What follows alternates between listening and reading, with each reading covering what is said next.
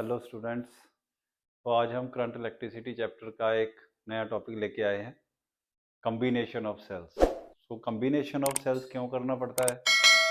जैसे आपको मालूम ही है, कम्बिनेशन ऑफ रजिस्टर्स में हमने बात की थी कि आपके पास बहुत सारे रजिस्टर पड़े हैं, मगर सर्किट में जो रेजिस्टेंस चाहिए वो किसी एक रजिस्टर से हमें नहीं मिलती, फिर उन्हें कंबाइन करना पड़ता है। जैसे मान लो इसी केस में अब हम जैसे आज करेंगे कम्बिनेशन ऑफ सेल्स। मान लो हमें सर्किट में 10 वोल्ट चाहिए और हमारे पास 2-2 वोल्ट के काफ़ी ज़्यादा सेल्स पड़े हैं, तो सर्किट में हमें चाहिए 10 वोल्ट, तो उन्हें कंबाइन करना पड़ेगा in a proper way, so that we can get an EMF of 10 volt. तो सेल्स को बेटा सर्किट में 3 तरीके से कंबाइन किया जा सकता है।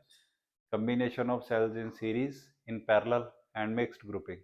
रजिस्टर्स को तो हम 2 तरीके से कंबाइन कर सकते थे, सीरीज और पैरेलल में, मगर सेल्स को हम 3 वे से कंबाइन कर सकते हैं। और आज हम डिस्कस करेंगे combination of cells in series. तो combination of cells in series. So combination हम क्यों करते हैं सेल्स का, वो तो आपको पता लग ही गया है कि सर्किट में डिजायर्ड ईएमएफ प्राप्त करने के लिए, ऑब्टेन करने के लिए सेल्स को कंबाइन करना पड़ता है। और मान लो हमारे पास सेल्स हैं, हम कब कहेंगे कि वो सीरी में कंबाइन है? मान लो हमारे पास 2 सेल हैं, एक ये सेल है, एक ये सेल है। तो पहले सेल की ईएमएफ मान लेते हैं E1 है, दूसरे सेल की ईएमएफ मान लेते हैं E2 है। और पहले सेल का इंटरनल रेजिस्टेंस R1 है, दूसरे सेल का इंटरनल रेजिस्टेंस कितना है? R2 है। ठीक है। और इस पूरे कॉम्बिनेशन को हमने एक्सटर्नल रेजिस्टर से जुड़ा हुआ है, और वो एक्सटर्नल रेजिस्टर की रेजिस्टेंस कितनी है? R है। ठीक है। तो बेटा जब अब ऐसे हमने सर्किट में सेल को जोड़ दिया है तो सर्किट में करंट फ्लो करेगा। तो करंट कैसे फ्लो करेगा? हाई पोटेंशियल से लो पोटेंशियल की ओर, यानी कि इस तरह से फ्लो करेगा, पॉजिटिव टर्मिनल से नेगेटिव टर्मिनल की तरफ फ्लो करेगा। ठीक है ना? तो 2 और 2 से ज़्यादा सेल्स को कब कहेंगे हम सीरी में है? जब एक का पॉजिटिव दूसरे के नेगेटिव से जुड़ा हो, और दूसरे का नेगेटिव तीसरे के पॉजिटिव से जुड़ा हो, इस तरह से। ठीक है ना? जैसे मान लो बहुत सारे सेल्स हैं हमारे पास, ऐसे कर बहुत सारे सेल्स हैं, एंड सो ऑन। एक का नेगेटिव दूसरे के पॉजिटिव के साथ, दूसरे का नेगेटिव तीसरे के पॉजिटिव के साथ, तीसरे का नेगेटिव नेक्स्ट के पॉजिटिव के साथ। तो इस तरह अगर ये जुड़े हों तो हम कह देते हैं सेल्स किस में जुड़े हैं? सीरी में जुड़े हैं। और एक और कौन सी कंडीशन होती है कि जब सेल सीरी में जुड़े होते हैं तो करंट उनमें से क्या फ्लो करता है? सेम फ्लो करता है जैसे रजिस्टर्स में करता था। तो मान लेते हैं कि सर्किट में कितना करंट फ्लो कर रहा है? आई करंट फ्लो कर रहा है, तो पूरे सर्किट में आई करंट फ्लो करेगा। E1 सेल में से भी I1 करंट फ्लो करेगा, और E2 सेल में भी I2 करंट फ्लो करेगा। ठीक है। तो जैसे देखो, जब सर्किट में करंट फ्लो करेगा तो इस सेल के क्रॉस कितना टर्मिनल पोटेंशियल डिफरेंस होगा? मान लेते हैं V1। और इसके क्रॉस कितना टर्मिनल पोटेंशियल डिफरेंस होगा? V2 होगा। ठीक है। तो टोटल पोटेंशियल डिफरेंस सर्किट में कितना होगा? वो इन दोनों के सम के बराबर होगा। V is equal to V1 plus V2। अब जैसे हमने पहले डिस्कस किया ही है, पिछले मैंने अपने लेक्चर में जो मैंने बनाया था टर्मिनल पोटेंशियल डिफरेंस और ईएमएफ पे, वो भी अच्छा लेक्चर है, अगर आपने नहीं देखा तो आप देख सकते हो। तो उसमें मैंने बताया था कि ईएमएफ और potential difference, terminal potential difference में क्या रिलेशन होता है, वो मैंने बताया था V is equal to E minus I R. ये रिलेशन होता है potential difference, terminal potential difference और ईएमएफ में। ठीक है। तो यही वाली जो रिलेशन है हमने यहाँ पे यूज करना है। सो पहले सेल के लिए हम ये इक्वेशन क्या लिखेंगे? V1 is equal to E1 minus I R one, क्योंकि करंट आई फ्लो कर रहा है इसमें से। इसी तरह से दूसरे सेल के लिए क्या लिखेंगे ये equation? E2 minus I R two, क्योंकि करंट दोनों में सेम फ्लो कर रहा है, इसलिए करंट की वैल्यू नहीं मैंने चेंज की। ये वैल्यू यहाँ पे भर देंगे, क्या आ जाएगा? E1 minus I R one plus E2 minus I R two. E को कंबाइन करो, E1 प्लस E2 माइनस आई कॉमन रख के रेजिस्टेंस अलग कंबाइन कर लो, ये बन गया। सो V आ गया इसके इक्वल। तो मान लो कि सर्किट की इक्विवेलेंट ईएमएफ, इक्विवेलेंट का क्या मतलब होता है, नेट ईएमएफ।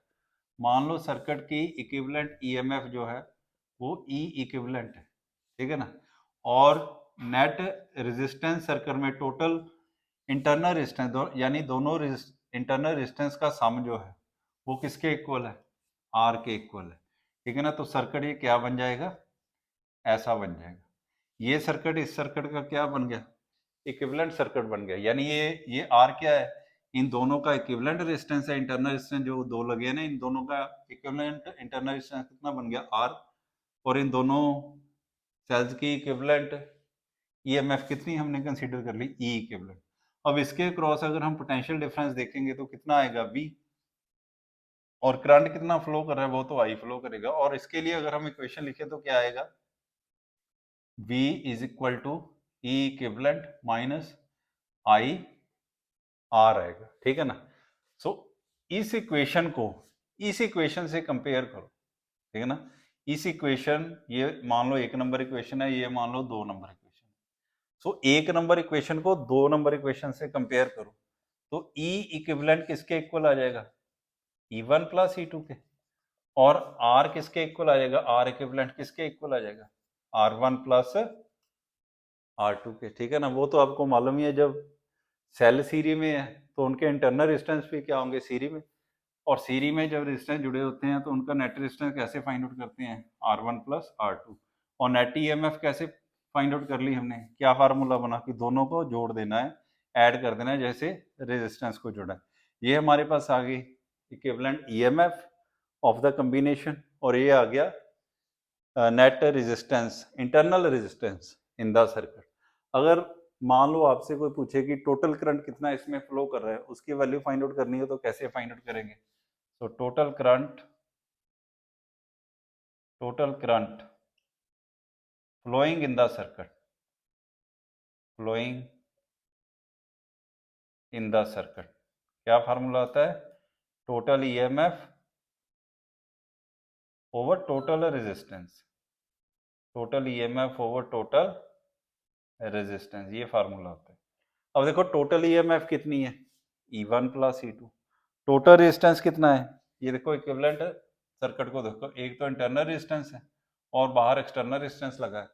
ये सेल जो है एक्सटर्नल रेजिस्टेंस से हमेशा सीरी में जोड़ते हैं, तो ये सीरी में आएगा इसके साथ। तो नेट रेजिस्टेंस सर्किट का कितना आ जाएगा, आर प्लस आर आ जाएगा। और नेट ईएमएफ कितनी है, E1 प्लस E2, जिसे हम क्या लिखते हैं, ई इक्विवेलेंट।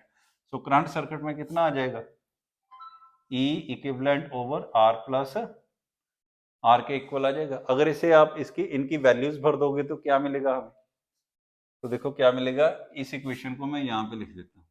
तो क्या मिल जाएगा, करंट किसके इक्वल आ जाएगा, ई इक्विवेलेंट किसके इक्वल हमने लिखा है, E1 प्लस E2 के। और आर किसके इक्वल लिखा है, small are, R1 plus R2 के। और एक्सटर्नल रेजिस्टेंस कितना है, आर है, ठीक है ना। सो ये हमारे पास करंट बनता है फ्लोइंग इन द सर्किट। तो इस रिजल्ट को थोड़ा सा और जनरलाइज करते हैं। और देखो मैंने दो सेल लिए थे जिनकी इंटरनल रेजिस्टेंस भी अलग अलग थी और जिनकी ईएमएफ भी अलग अलग थी। अब मान लो मेरे पास सर्किट में एन सेल है, एन, ठीक है, एन सेल्स हैं जिनकी ईएमएफ भी सेम है और इंटरनल रेजिस्टेंस भी सेम है। तो सर्किट में कितना करंट फ्लो करेगा ये हम फाइंड आउट करेंगे, ठीक है ना। यही वाला फार्मूला हम जनरलाइज करेंगे। मान लो मेरे पास एन सेल्स है, ये देखो फर्स्ट सेल बनाया मैंने, ये सेकंड बना लिया, ये थर्ड बना लिया, सो ऑन। एन सेल है मेरे पास, सबकी ईएमएफ सेम है, पहले की भी ई है, दूसरे की भी ई है, तीसरे की भी ई है, सो ऑन। nth सेल की भी ईएमएफ कितनी है, ई है। इंटरनल रेजिस्टेंस भी सबके क्या इक्वल है, इक्वल कर दिए मैंने। पूरा सर्किट फिर एक्सटर्नल रेजिस्टेंस आर से जुड़ा है, ऐसे कर। तो अब सर्किट में करंट फ्लो करेगा जैसे पिछले सर्किट में मैंने बनाया था। मान लो आई करंट फ्लो करता है जिसकी वैल्यू हमने निकालनी है, ये आ गया, ठीक है। तो करंट निकालने के लिए हमें क्या चाहिए, टोटल ईएमएफ चाहिए और टोटल रेजिस्टेंस चाहिए सर्किट में। सो पहले टोटल ईएमएफ फाइंड आउट करो। सो टोटल ईएमएफ सर्किट में कितनी आएगी, टोटल ईएमएफ कितनी आएगी, यही फार्मूला करना है। दो सेल्स की टोटल ईएमएफ कितनी थी, E1 प्लस E2। यहाँ पे तो n सेल है तो उनकी ईएमएफ क्या होगी, सबको ऐड करेंगे, ठीक है, n टाइम ऐड कर देंगे। तो जब इस सबको ऐड करेंगे तो क्या आ जाएगा, n इंटू ई, क्योंकि n सेल है तो सबका सम क्या आ गया, n ई। इसी तरह से टोटल इंटरनल रेजिस्टेंस कितना होगा सर्किट का, टोटल इंटरनल रेजिस्टेंस ये कितना होगा, सभी सेल्स के इंटरनल रेजिस्टेंस को ऐड कर देना, ये भी कितना हो गया, एनआर के इक्वल हो गया। तो ये इंटरनल रेजिस्टेंस, ये सारे सेल्स का इंटरनल रेजिस्टेंस एक्सटर्नल रेजिस्टेंस से कैसे जुड़ा है, सीरीज में। तो नेट रेजिस्टेंस कितना होगा, नेट रेजिस्टेंस सर्किट में कितना होगा, net resistance in the circuit. तो total resistance of these n cells plus resistance of external circuit क्या आ जाएगा, NR प्लस R आ जाएगा, क्योंकि मैंने आपको बोला ही था कि सेल्स आपस में सीरीज में जुड़े हों, चाहे पैरेलल में जुड़े हों, चाहे जैसे भी जुड़े हों, मगर एक्सटर्नल रेजिस्टेंस से कैसे जुड़े होंगे, वो सभी सीरीज में जुड़े होंगे। तो इन सबका इंटरनल रेजिस्टेंस मैंने टोटल फाइंड आउट कर लिया, कितना आ गया, NR। और ये NR रेजिस्टेंस जो है वो R के साथ सीरीज में जुड़ा होगा। तो सीरीज कॉम्बिनेशन में नेट रेजिस्टेंस कैसे फाइंड आउट करते हैं, R1 प्लस R2 दोनों को मैंने ऐड कर दिया, ये टोटल रेजिस्टेंस आ गया। तो total current in the circuit कितना आएगा, टोटल ईएमएफ कितनी है, NE ओवर टोटल रेजिस्टेंस कितना है सर्किट में, NR प्लस R के इक्वल है। सो इतना करंट जो सर्किट में फ्लो करेगा। सो इसमें बेटा स्पेशल केस देखते हैं, दो स्पेशल केस बनते हैं। वो क्या बनते हैं, मान लो कि इंटरनल रेजिस्टेंस जो है वो काफी ज्यादा है, किससे, एक्सटर्नल रेजिस्टेंस से। तो इसमें इस केस में क्या होगा कि NR R से बहुत ज्यादा बड़ा है, तो R को अगर हम इग्नोर भी कर देंगे तो कोई फर्क नहीं पड़ेगा। सो इस इक्वेशन में R को इग्नोर करना है, तो करंट किसके इक्वल आ जाएगा, NE ओवर NR के। तो N से N कैंसिल हो गया, क्या आ गया, E ओवर R आ गया। R क्या है, total resistance in the circuit. क्यों, टोटल रेजिस्टेंस किसका है, total resistance in the circuit, one cell का ये रेजिस्टेंस है ना R क्या है, एक सेल का रेजिस्टेंस है, ठीक है ना। तो एक, अगर आप मान लो कि एक सेल करके आपने फाइंड आउट करना हो, सर्किट में बहुत सारे सेल लगे हैं, ठीक है ना, मान लो अगर सारे सेल हटा के हम एक सेल सर्किट में लगा दें, एक सेल, तो करंट कितना फ्लो होगा, तो करंट फ्लो होगा, टोटल ईएमएफ एक सेल की आ जाएगी, उसका internal resistance plus external resistance. मगर अगर इंटरनल रेजिस्टेंस बहुत ज्यादा है तो एक्सटर्नल रेजिस्टेंस को हम छोड़ सकते हैं, अगर इंटरनल रेजिस्टेंस बहुत ज्यादा है तो करंट कितना आ जाएगा, E ओवर R। यानी कि ये करंट क्या बना कि current due to one cell. तो यहाँ पे भी हमारा क्या बन रहा है, current due to one cell, यानी कि हमने जोड़े n सेल है, यूज n सेल हो रहे हैं, मगर करंट हमें कितना मिल रहा है, जितना कि एक सेल प्रोड्यूस करता है, ठीक है ना। Current produced due to one cell, तो जितना वन सेल करंट प्रोड्यूस करता है उतनी वैल्यू आई है, ठीक है ना। तो अब इसका सेकंड केस देखते हैं, फिर दोनों को कंपेयर करेंगे। तो सेकंड केस क्या है, उसमें हम एक्सटर्नल रेजिस्टेंस को लार्ज ले लेंगे, ठीक है ना। सेकंड केस में क्या करेंगे, एक्सटर्नल रेजिस्टेंस को much much greater than internal resistance ले लेंगे। जब एक्सटर्नल रेजिस्टेंस लार्ज है तो NR को इग्नोर कर देंगे इस इक्वेशन में, ये जो इक्वेशन मैंने लिखी है, ठीक है ना, ये स्टार लिख लो, स्टार इक्वेशन है, इसमें NR को इग्नोर कर देंगे तो करंट क्या आ जाएगा, NE ओवर R, क्या आ जाएगा, N into E over R आ जाएगा, ठीक है ना। ये E ओवर R क्या है, जैसे मैंने अभी बताया था कि मान लो यहाँ N सेल लगे हैं, N सेल नहीं लगे, मान लो एक सेल लगा, अगर एक सेल लगा होगा तो सर्किट कैसा होगा, ये एक सेल मैंने लगा दिया, ये एक्सटर्नल रेजिस्टर, ये इसका इंटरनल रेजिस्टेंस है, ये इसकी ईएमएफ है और ये करंट फ्लो कर रहा है। सो करंट कितना फ्लो करेगा, ये आ जाएगा E over R plus R। मगर यहाँ पे हमने क्या माना है कि एक्सटर्नल रेजिस्टेंस बहुत ज्यादा है इंटरनल रेजिस्टेंस से, तो इंटरनल रेजिस्टेंस को इग्नोर कर देंगे, क्या आ जाएगा फिर हमारे पास? सो हमारे पास आ जाएगा I is equal to E over R, यानी कि current due to one cell किसके इक्वल है? E over R। तो ये E ओवर R क्या है? Current due to one cell. तो हमारे पास आ गया N into current due to one cell, यानी कि हम यहाँ पे हम N सेल यूज कर रहे हैं, ठीक है ना, और करंट भी हमें N टाइम मिल रहा है, N time current due to one cell. और यहाँ पे क्या था कि हमें करंट मिल रहा था current due to one cell. So ये वाला केस जो है हमारा फेवरेबल केस है, क्योंकि अगर N सेल हम यूज कर रहे हैं तो करंट भी ज्यादा मिलना चाहिए ना। तो यहाँ पे हमें करंट ज्यादा मिलता है, N टाइम मिलता है जितना कि एक सेल प्रोड्यूस करता है, और यहाँ पे N सेल यूज करने पर भी हमें करंट कितना मिल रहा है? जितना कि एक सेल प्रोड्यूस कर रहा था। तो ये वाला केस जो है ये हमारा फेवरेबल नहीं होता, ये वाला केस जो है हमारा फेवरेबल बनता है, ठीक है ना। तो ये था बेटा combination of cells in series. तो इस पे एक और स्पेशल केस करते हैं। जैसे अभी मैंने आपको बताया कि मान लो पहले तो हमने दो सेल लिए थे, तीन सेल ले लेते हैं, ये एक सेल, ये दो सेल, ये तीन सेल, ठीक है ना। तीनों मैंने सीरी में जोड़ दिए, पहले का ईएमएफ E1 है, दूसरे का E2 है, तीसरे का कितना है? E3 है। इसका इंटरनल रेजिस्टेंस R1 है, इसका R2 है, इसका R3। अगर मैं बोलूं कि इसकी नेट ईएमएफ फाइंड आउट करो सर्किट में, कितनी होगी? नेट ईएमएफ किसके इक्वल आएगी? E1 plus E2 plus E3 के इक्वल आएगी। मान लो अगर इन तीनों में किसी एक का मैं टर्मिनल रिवर्स कर देता हूं, मान लो E3 का ही मैंने टर्मिनल रिवर्स कर दिया, इस तरफ मैंने नेगेटिव लगा दिया, इस तरफ क्या लगा दिया? पॉजिटिव लगा दिया।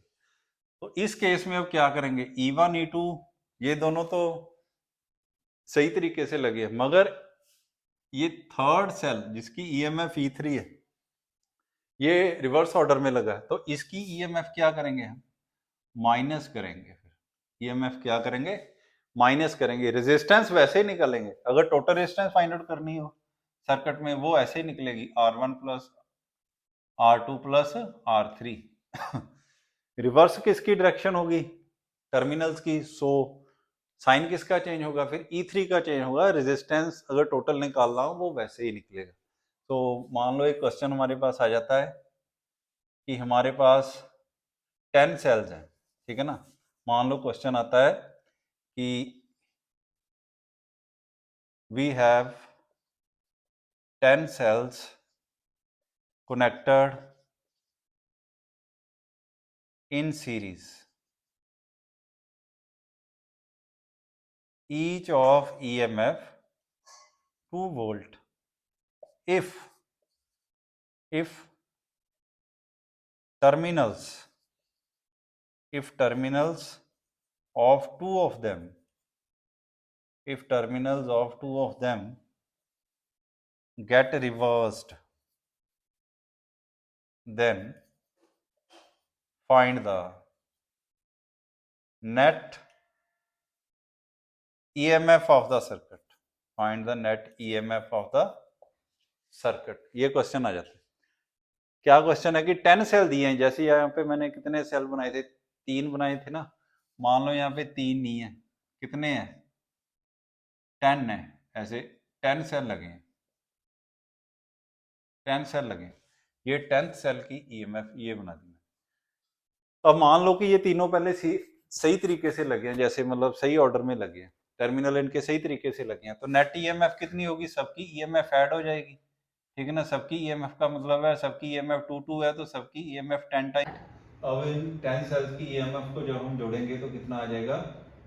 20 वोल्ट आ जाएगा। तो ये 20 वोल्ट तो तब आया ना जब हमने 10 के 10 सेल एक ही सही ऑर्डर में जोड़े हैं। अब क्वेश्चन क्या है कि लास्ट वाले 2 सेल्स जो हैं उनकी ईएमएफ उनके टर्मिनल रिवर्स करने हैं।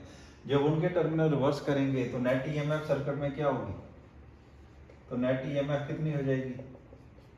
E1 फर्स्ट सेल की ईएमएफ प्लस सेकंड सेल की ईएमएफ प्लस थर्ड सेल की ईएमएफ, ऐसे ही 8 सेल की ईएमएफ तो ऐड होगी क्योंकि सही ऑर्डर में है। लास्ट वाले 2 सेल का टर्मिनल रिवर्स किया है, उसकी ईएमएफ माइनस में हो जाएगी, ठीक है। तो ऐड करो फिर। अब हर सेल की ईएमएफ 2 वोल्ट है, तो 8 सेल की जब ऐड होगी तो कितनी हो जाएगी? 16 वोल्ट। और लास्ट वाले 2 सेल्स की जो ईएमएफ है वो माइनस होगी, तो कितना 16 माइनस 4 कितना हो गया 14 नहीं 12 वोल्ट होगी, 12 वोल्ट होगी। ठीक है, तो इतना हमारा आंसर आएगा। सो बेटा इस तरह से इससे रिलेटेड क्वेश्चन जो है वो सॉल्व कर लेने हैं। तो आज हमने combination of cells in series की है, तो combination of cells in parallel next lecture में करेंगे। Thank you.